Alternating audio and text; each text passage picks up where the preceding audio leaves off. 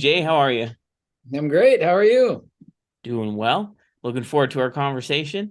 Before we dive in, I always love to ask, how long have you been writing and publishing? It has been a long time. So I've been writing since I was like, it's been like probably about 18 years or so that I've been Okay. writing seriously. And I was first published about 12, 13 years ago. So it's been a while. That's impressive. So the thing that you published that all those years ago, was this one of your first ever written books, or did you write a lot of books that are kind of sitting in storage right now before you published that one? So my publishing story is kind of weird, but I started off writing a screenplay. So I had a screenplay, I had a stage play. My undergraduate degree was in theater, so I had Oh, those cool. under my belt. And then I wrote a novella. I was kind of working my way up to a novel, and then after that, I wrote a novel, which didn't get published right away. Another one which did not get published right away. And then through kind of a weird networking connection, I got a book deal for a book which I actually hadn't written yet that was Hmm. co-authored with somebody else. And then once I sold that book to a traditional publisher, I pitched them a couple of the books that I had already written, and those subsequently did get published along with that trilogy that I was writing with another person. So Hmm. that was 5 books that came out, and that was some years ago. So those came out, and then I didn't publish for long. I did a lot of other stuff, like have a pair of twins and kids, and um, write some other stuff that I was just trying to figure out where it fit in the publishing ecosystem and in the publishing world. So it took me a while to arrive to the point now where have started my own publishing company and gone the indie publishing route with those. So Oh, cool. So you do this full time then currently? I actually don't. I You so don't. when I was traditionally published for about 2 years, I was doing that full time. Now I actually have a day job that I really love. So, which is a weird, I feel like a lot of authors are like just dying to get to the point of like quitting the day job. I actually really love my day job. I feel like I would have to be really, really, really just doing so well with writing that I almost would have to quit before I would ever quit my day job, because it's really fun. I'm the executive director of an arts organization, so Hmm. it's stuff like booking bands, like promoting shows. We have like a music video awards show coming up with live performances and stuff. We have a youth theater that is great that my kids participate in. So, and it's fairly flexible too. So I got a pretty fun day job. So I don't know. And it is a lot of pressure as a writer when like that is where your mortgage payment is coming from and stuff like that. So I don't know if I want to make that leap yet. Well, I mean, I think the great thing is that you have that option. And then there are a lot of authors who are like, oh, I can't wait to quit my job. And I think there are a lot of authors like you. They're like, I'm fine with my day job. Everything's working fine. I'm in no rush. I don't feel the race. It's not a race, but it feels like a race no matter how hard you try to make it not feel Yeah. that way. And so if you like your day job, I think that's amazing. I personally like my day job as well. Someday would I like to not have a day job? Perhaps. I don't know. That's not my ultimate goal right this second. Right now I'm just trying to enjoy the process, keep writing, keep publishing, and kind of iterate on that to improve as much as I can. And hey, if it happens someday, great. I think, like you said, quitting my job will be when it becomes too much work to manage the author business, and I'm making enough money that I can't really do both. So if that happens someday, great. Yeah, and I mean, definitely most of my life, I was like, my God, I must, I got to sell some books so I can quit this job, like for most of my professional life. So it is kind of weird to be in a position of like, wow, I really love my job. So, but That's good. it is, it's a good thing. And no, I'm not complaining. Good problem to have. Well, I Yeah. want to. It's interesting talking to you because I have talked to some other authors who have considered themselves hybrid. Hybrid meaning you've independently published some books as well as traditionally published some books. I'd love to kind of pick your brain about the differences. There's obviously differences. There's pros and cons to both. I don't think one is better than the other. I think most people could say that that's generally true. But I personally have not technically traditionally published anything. So I don't know a lot of the pieces there. I queried about two agents before I realized this isn't for me. I'm not interested in writing query letters. I'm interested in writing and publishing books. There's a lot more to it than that, but I just decided not to. But for you, so first off, how many books have been published in both of those areas? Just so we can get an idea of your experience.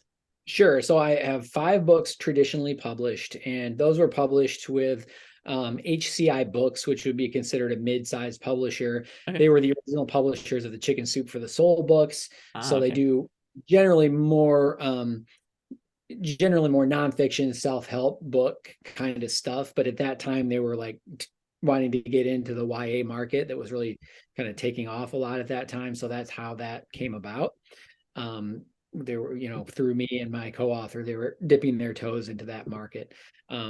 So that was my traditional publishing experience. 5 books published through them, and then toward the end of that time, I got an agent, and had a book project that I shopped around with her for a while, and it didn't quite pan out at any of the publishers that we were shopping it to. She ended up leaving her agency, and so we parted ways.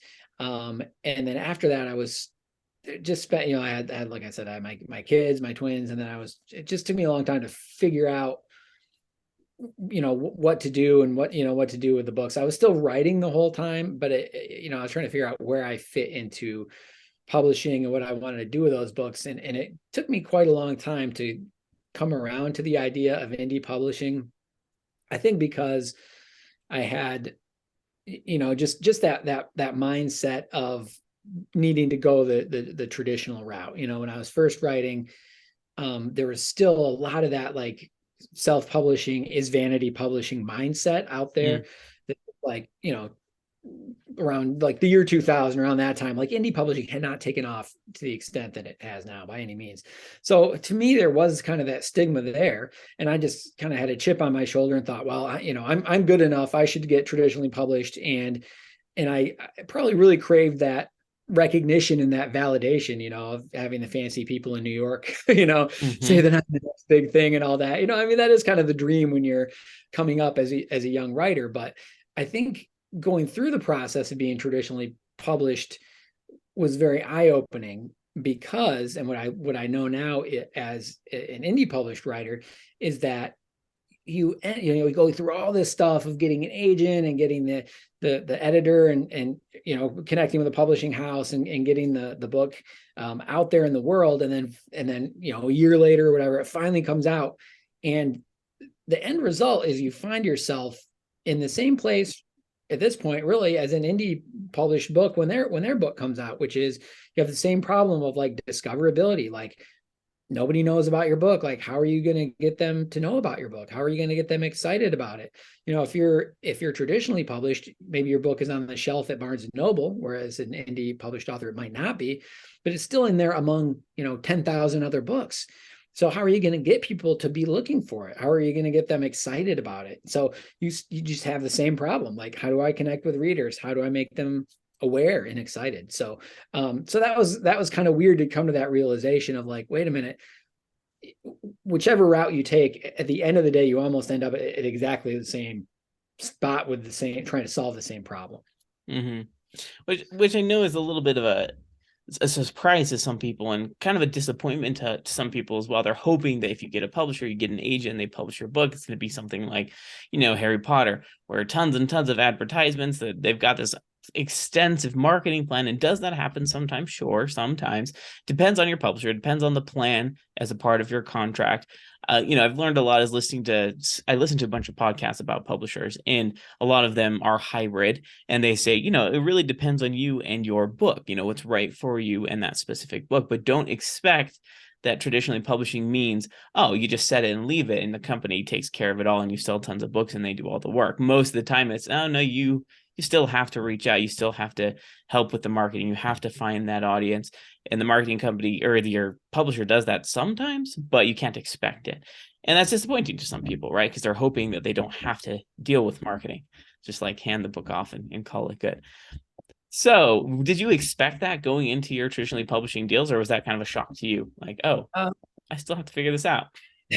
yeah, I think like you say, when you think about publishing, or especially traditional publishing, where your mind goes is these authors that are very well known. You think about, or even somebody who's somewhat newer, you think about, like, Victoria Aveyard or Leah Yeah. Bardugo or something who's they're but those are the people whose books are really, really being pushed by their publishers. Hmm. And that is, I don't know what percentage, but that's maybe 5% of books, right, that are really pushed to that extent.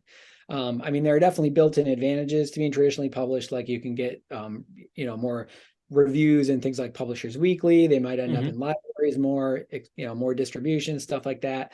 And probably a few more, blog reviews and stuff like that. But definitely the majority of books that are traditionally published do not have that kind of oomph behind them in terms of marketing. Like if you just go into Barnes and Noble and pick a book at random off the shelf and look at it, probably it's a book you haven't heard of by an author you haven't heard of, most likely, right? So the percentage of books that are really getting that push are small. And so I think I did have the idea, being traditionally published, that I would be, very much like sitting back, dealing with the creative stuff, and not dealing with so much the marketing end of it. And when I did realize that I had to do more on the marketing end of it to get the books out there, what you discover traditionally published is that you don't have your hands on some of those levers, right? Like book 2 is coming out of my series, and I'm like, well, we should do a free ebook promotion for book 1 to get that information out there. But to do that when you're traditionally published, if your publisher doesn't do it by themselves, you have to, advocate, talk to the marketing department. They're going to put in. So well, at one time we had that exact same thing happen. So I talked to them. I was like, can we get it for free? They're like, okay. They get it reduced or whatever. And then like they didn't tell us about it. So I followed back up. Oh, when is the book going to be free? And they're like, oh, that was last week. It's like nobody told me. I couldn't promote it, right? And then they're like, well, we can't put it for free again. So it's like, okay, that's just a missed opportunity, right? So, No. or even, I did a lot of Barnes and Noble signings. I went to all different Barnes and Nobles throughout the state of Michigan, lots and lots of signings, which was great. And each time I might connect with, if it was a good day, maybe 20 different readers, which is, pretty good. 20, get your book in the hands of 20 people and they go out. But then when you crunch the and you hope that they'll stay and be readers for the future, but then you crunch the numbers like, okay, I sold 20, I was there for 4 hours, I sold 20 books. And then you do the math of how much money you actually take in off of that as a self-published author. And it's like a couple bucks or something. Hmm. It's like really, so you're like, oh my gosh, I just drove across the state. I spent 4 hours and it was a few bucks, and so it's like, gosh, it's just a little bit disheartening to be in that position. Whereas now, I mean, it's so interesting as a self-published author. I can make a TikTok video, if I get fortunate, maybe 1,000 people will see it, and some people will buy it off of that for 5-10 minutes of my time, and I'm connecting with maybe a few hundred readers or something. So the landscape has changed so drastically, with Hmm. the methods of discoverability, that I don't know, it's cool. It's a cool time to be an indie author for sure. It definitely is. And when my story with my decision around being an indie publisher came a lot to the creative control and coming back to you didn't even know your book was free situation. Not having, for me personally, this is why I wanted to be an independent author. I don't want to have to clear anything with anybody in terms of content, timing, promotions, those types of things. If I'm failing in my marketing, I want it to be my fault. Does Yeah. that make sense? It's still in my control. It's a little frustrating, but at the end of the day, I know, hey, if I'm not selling books or if I'm not being successful, it's all on me, and that's okay. I recognize that. Can't blame anybody else. I can't. I'm not depending on anybody else. So there's pros and cons to that, right? Pros are creative control. It's all yours. The cons are you don't really have help. Now, marketing companies, while, or not marketing companies, publishers, while maybe not, they're not going to do all the work for you in terms of marketing. They do help to some degree. And in terms of production, based on my perception, the production in the traditional versus indie looks very different, first off, and might alleviate some of that load that you experience in terms of an indie author. So let's talk a little bit about production. So Mhm. when you traditionally publish, what is expected of you as an author, in terms of costs, in terms of time? What does that look like compared to independently publishing your books? Sure. So for traditional publishing, yeah, that is one of the advantages is you don't have those upfront costs. You're not paying for a cover. You're not paying for the design and formatting of the book. You're not paying for the editing. Right. So you have an editor, you have editing, all that stuff. You will go through the process with the editor. You'll go through the proofs, just like an indie published author would. But all that other stuff is off your plate. So that Mm-hmm. is, and hopefully. Hopefully the traditional publisher has a good handle on the market and a good cover designer and stuff like that. So ideally that is something that's off your plate and that's good. But the flip side is then you don't have any control, right? You Mm-hmm. might have some input. Like when I was traditionally published, I had some input because it was more of a medium-sized publisher, but largely they're in the driver's seat of that. And Mm-hmm. actually, I have a story about that too. I don't want to throw my publishers under the bus before because they were great. They really did their best and worked Yeah. hard. But so we had a case where, and I can show you for those who are watching on video, you can see the cover of this book, Dark Uh-huh. Territory. So it was kind of, and again, when this came out, which was 2000, what, 2011, it was a little different, like cover with the people on it and stuff like that. And so we were like, like the author and I, co-author and I got the cover and we're like, well, we don't know. Like it's different. We're like, either, it's not the same as the other things in the market. So either maybe people will like it or maybe not. I don't know. Mm-hmm. And so the publisher gave the book cover to Barnes and Noble, the Barnes and Noble buyer, and they were like, we don't like the cover. So at this point, and so like the publisher tells us this, like, the Barnes and Noble buyer doesn't like the cover. We're kind of like, well, they're like, what do you guys think? We're like, well, it's concerning that the Barnes and Noble people don't like it. At the end of the day, the publisher decided to keep that cover because it was like that they were already far along in the process. But I think the Barnes and Noble buyers were right. You know what I mean? It probably would have done better with a different cover. And in fact, the subsequent books in the series had a little different, style Oh of cover, yeah. which I think is better, right? But again, so you are traditionally published and you think, oh, like these are the experts. I'm going to trust them. Like your instinct is like, I'm going to step back. I'm not going to step on toes. Like this is my first book or whatever. I'm going to let the professionals do what they do. But they are not always right. And especially if you know your genre, as you really should as a writer, you should know your genre, even, better than some of the experts at the publishing company. And so when you're indie published, you are empowered to make those decisions for yourself. And personally, I discovered that I love publishing. Like I love the formatting of my books. I do it with vellum. I love that. I love working with the cover designer to get just the cover that I want.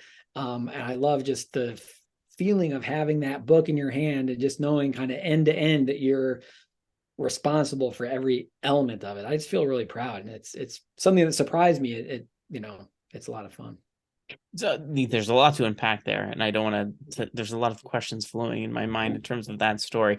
I think it can be said that once again, it does depend on your publisher, and I don't want anybody to listen to this think that this is traditionally published bashing because it's not. Sometimes it works for people. Sometimes, in fact, I've talked to authors who they've indicated, my life is insane right now. I've got lots going on. I write because I'm passionate about it. I don't have time to find an editor, to find a cover artist. I don't have a lot of time to do those things, so I need help, and that's great. They're offloading a lot of that work to their traditional publisher, and that works. They have an agent, and it helps with that situation.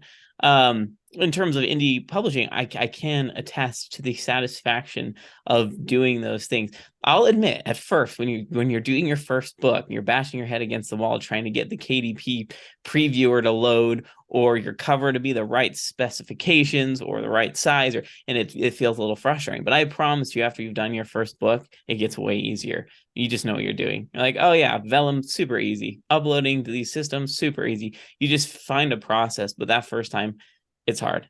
And then, and then the satisfaction starts coming after that. So try not to feel frustrated if you're in the indie publishing or you're publishing your first book self-published. You'll figure it out. Just be Yeah. patient. Yeah, I agree. Building those processes at the beginning, it is hard, especially if you're like, okay, building an email list, building a Mm-hmm. website, figuring out the process for covers, like finding your editor, all those things. It is a lot, but it's true. Once you have those things in place, it can kind of ride a little bit, but definitely at the beginning, you're like, holy cow. It's a heavy lift to Yep. put all that together. But also, I mean, one thing that changed too from when I was first traditionally published to now is my mindset. I think I had a weird mindset at that time also of like, I don't know, wanting to keep myself pure as an artist. I almost like didn't want to Mm, get far into marketing or too far into other things. I wanted to, because I was afraid it was going to take me away from the writing somehow. But in the interim, from then to now, I've discovered I enjoy things like social media. And now it's like, I want to learn more. It's like, I want to, I've learned a lot about graphic design, or so I'm like, to now it's like, ooh, I'm going to make my own, ad, on Canva or whatever. Oh, I want to update my own website. I want to have control over all these things. I want to do the formatting myself. And now I enjoy it. So I don't know why I had that weird mindset before, but that'd be definitely also a piece of advice to authors. Like, don't be afraid to like just learn stuff and be empowered to do it yourself. It doesn't detract from you as an artist. right. Well, and I think that stigma still exists around self-publishing and traditional publishing, but it is interesting the type of media you consume and the things that you experience, because I actually never was affected by the, oh, I think self-published books are not as good as traditional book stigma. And that's not, this isn't virtue signaling or anything. It's mainly because I was removed from it. I just read books as a kid, as a teenager. I had no idea that self-publishing was even a thing. I just read books. And then when I got into publishing, once again, I didn't even know self-publishing was a thing until I was talking to my editor, and she was like, how do you plan on publishing this? And he was like, yeah, I don't know. I actually have no idea. I wasn't on social media or anything. It was later, after I published my first book, that I was hearing all these things around, what still exists of self-publishing isn't as good as traditional publishing. And it was kind of news to me. I was like, I have never thought about that. I didn't even know that was the thing. And so it's interesting coming up from the other side, not having that impression. I didn't have a lot of reservations around self-publishing. I was just like, I just don't feel like dealing with people. I like people, to be fair, but I didn't want to deal with agents, publishers. I just didn't want to do it. And so I didn't even care. It doesn't bother me that my books are self-published. So it's interesting though, because that is a realistic stigma. And I know that's a fear for some people. But it's just, it doesn't necessarily have to be true. It really comes down to the work you put into it, the cover artists you find, the editors you hire, the actual, beta arc readers, all of these things, these processes you put into place can make a self-published book as good, if not better, than a traditionally published book. So comparing the two is just kind of silly, because content is content and art is art. So at the end of the day, it comes down to preference. What's easier for you? Does it make sense to have this contract with the publisher? Does it not? I think those are the real questions to be asking. But for you, this is kind of a random question, but around contracting, did you find the contracting piece difficult when you were going to traditionally publishing? Did they help you understand the contract you were signing with them? Were you confused during that process at all? Um, No, so my co-author on that series had a number of books published previously, so she was a little bit experienced. I just did a little bit of research. It was not a super complex contract that they offered us. It was a pretty fair contract. They weren't trying to take advantage of us by any means. So that aspect of it wasn't too hard, and we negotiated a couple little aspects of it, but they were fair with their contract, and it was pretty understandable.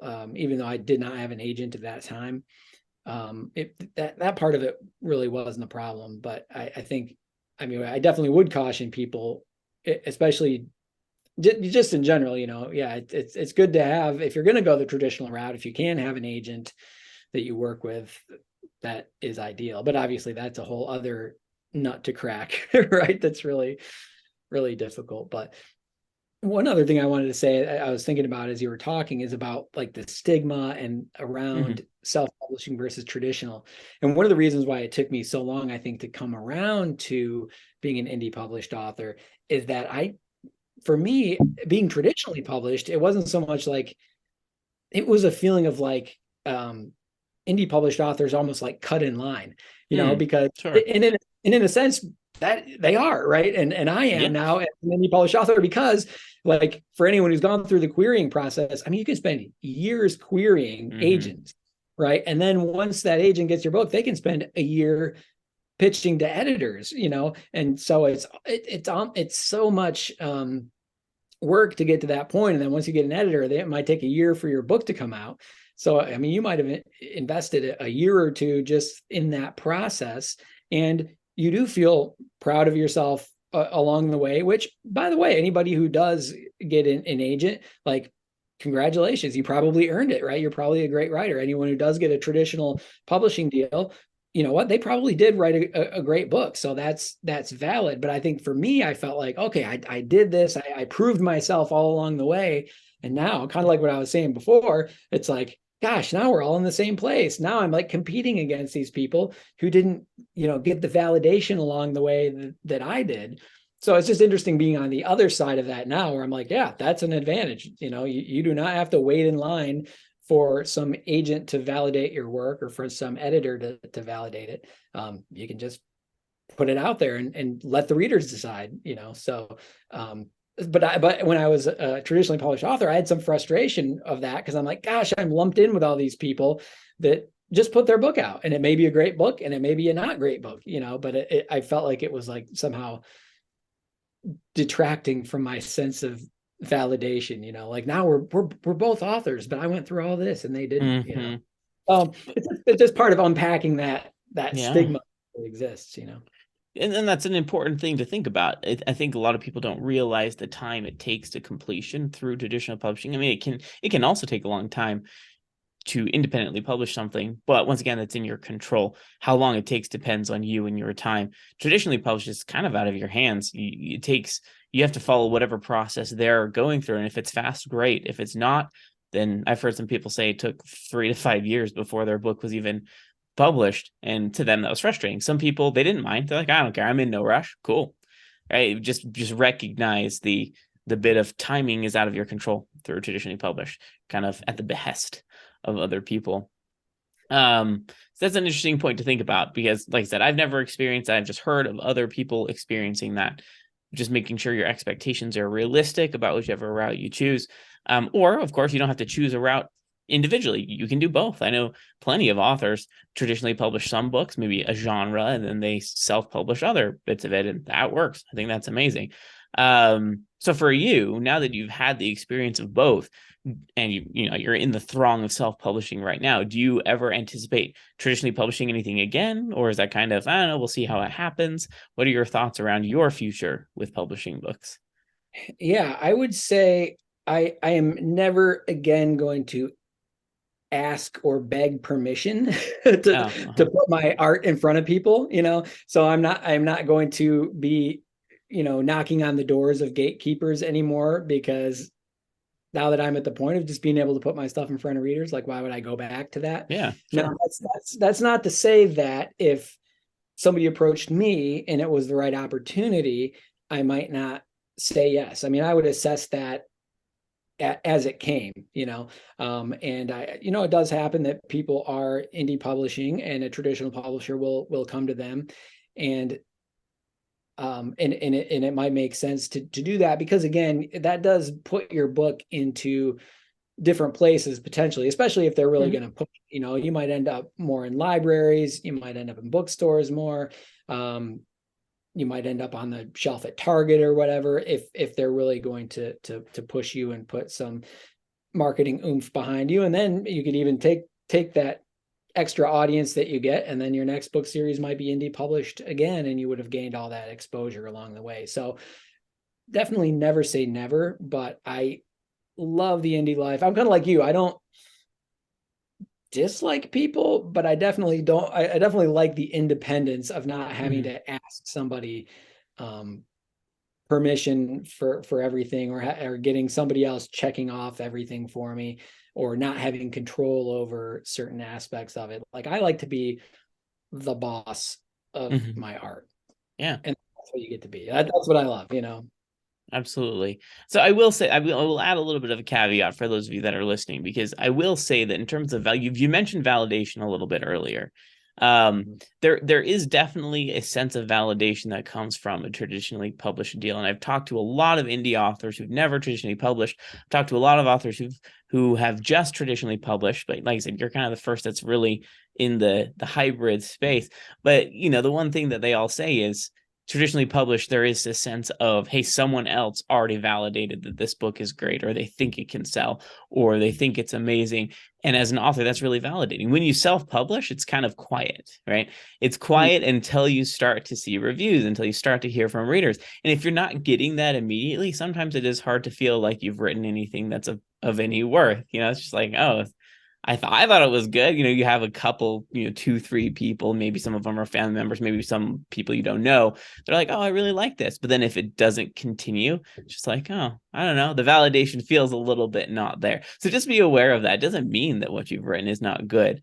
And it doesn't mean that traditional publishing is the only way to get that validation, but it can be an effective way to feel validated as an author, to feel like someone values your work and that you're doing a good job. So if that's something that you're seeking for, perhaps traditionally publishing route is the best for you, especially if you're not in any hurry, you don't mind relinquishing some of that control, and you like that author validation. Cool. So I just want to highlight that because I know that is a positive for some people, and that's why they love the traditionally publishing route.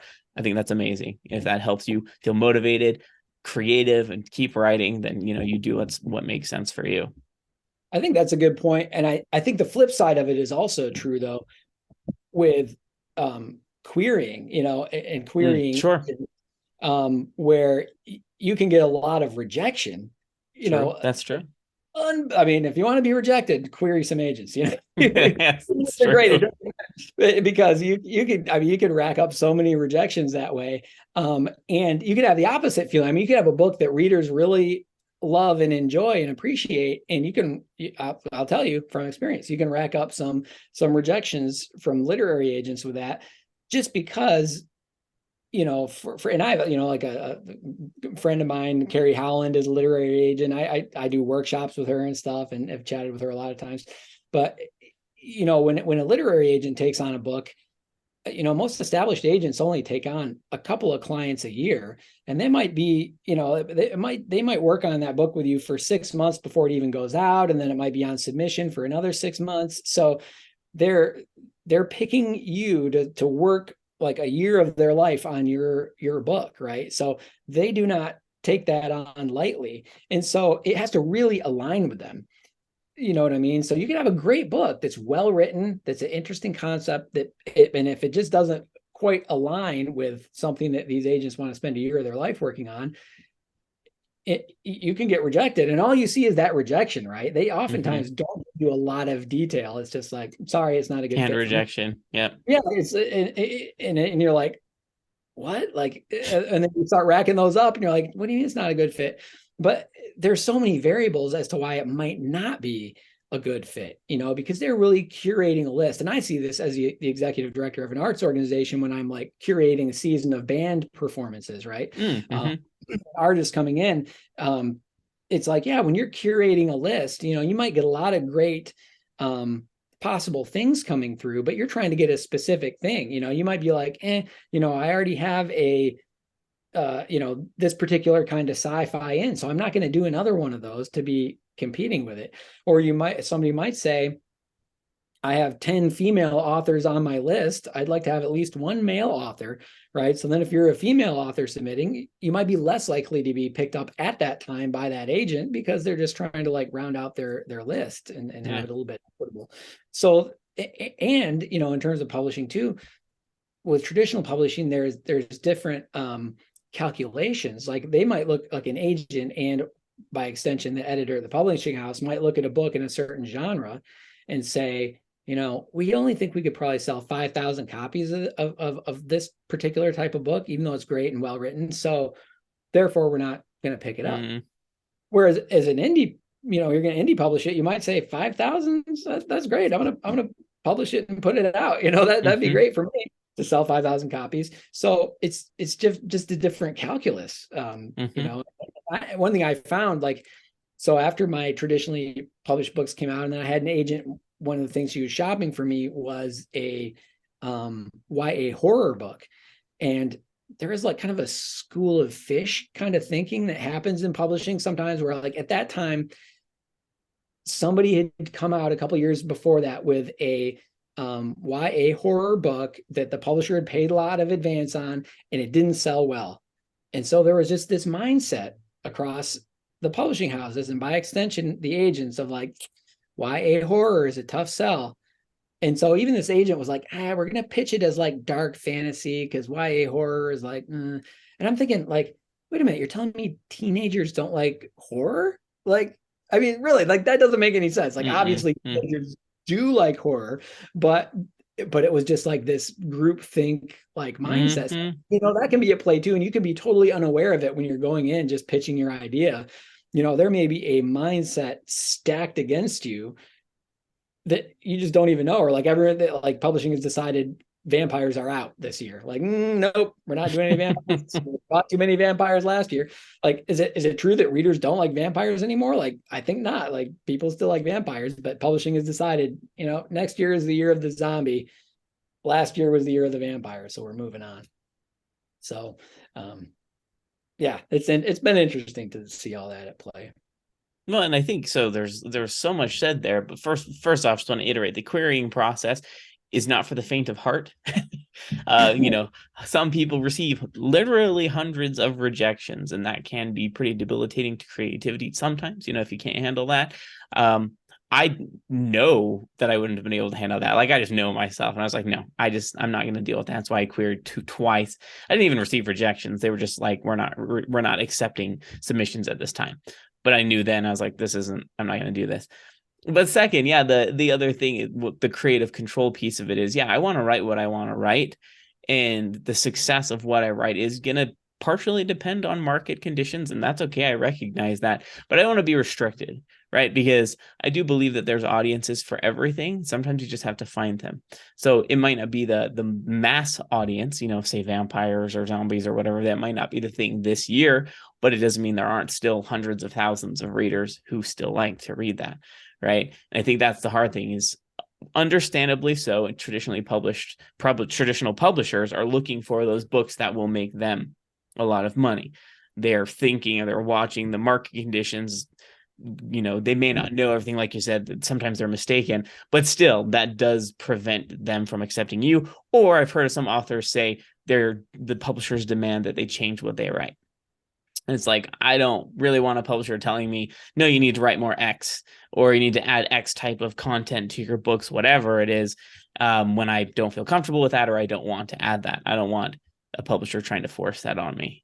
So just be aware that does happen. They will ask you, or not force you, but they will ask you to write certain things because it's best for the market as they perceive it. So yeah, that's you totally prepared a for rabbit that. hole. Yeah, that's a rabbit hole you can go down. And I've done that a little bit too with an agent who, read my book and gave feedback. And then I was rewritten a whole book, in response to that feedback.